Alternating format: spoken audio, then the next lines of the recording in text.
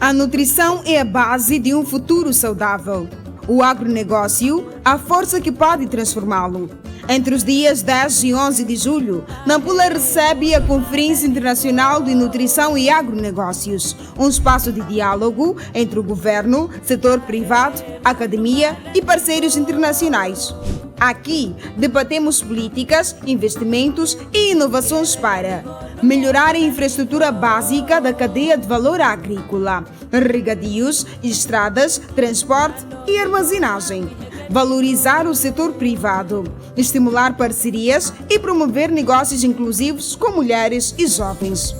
Conferência Internacional de Nutrição e Agronegócios, por uma agricultura resiliente a mudanças climáticas, Nampula, por Moçambique, pelo futuro.